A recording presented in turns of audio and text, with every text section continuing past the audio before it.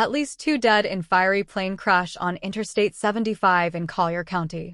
Florida Highway Patrol says a small airplane with 5 people from the Ohio State University's airport collided with a vehicle in Collier County on Friday afternoon, creating a fiery debris field and closing Interstate 75.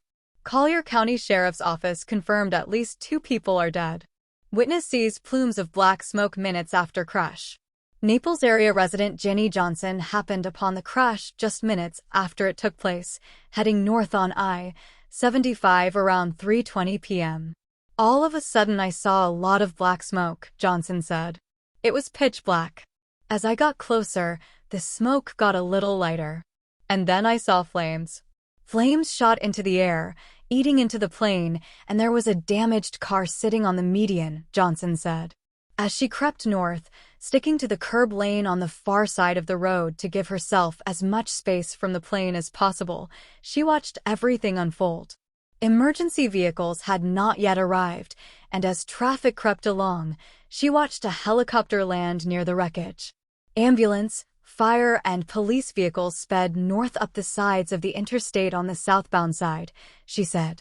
She thought it had hit a sidewall along the highway, but couldn't be sure. Johnson added that she saw a first responder was sitting next to a person on the median who appeared to have been in the car.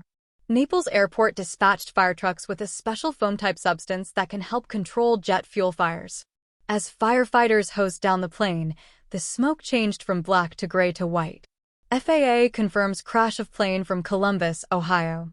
The Federal Aviation Administration said the Bombardier Challenger 600 jet crashed on southbound Interstate 75, near mile marker 107, Pine Ridge Road, at about 3:10 p.m. At least 1 vehicle was destroyed.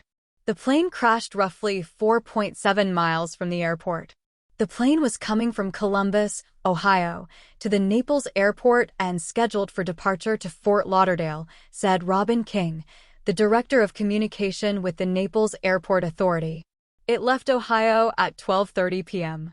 King said the airport lost communication with the plane just before the crash. "It was coming in for a landing," she said. "We received word that it had possibly lost an engine. We have not confirmed that. Then we lost contact." In a tape released of the final call from the pilot tells an airport controller they won't make the runway. Pilot: "Okay, Challenger, Hoppajet 823, lost both engines, emergency. I'm making an emergency landing." Controller: "I've got an emergency. Clear to land runway 23. Pilot: "We're clear to land, but we're not gonna make the runway. We've lost both engines." Naples Airport had no information on who was on plane. King did not have a time for departure to Fort Lauderdale. "We don't have anybody here at the General Aviation Terminal waiting for them," she said. "We don't know who they are, the nature of the business.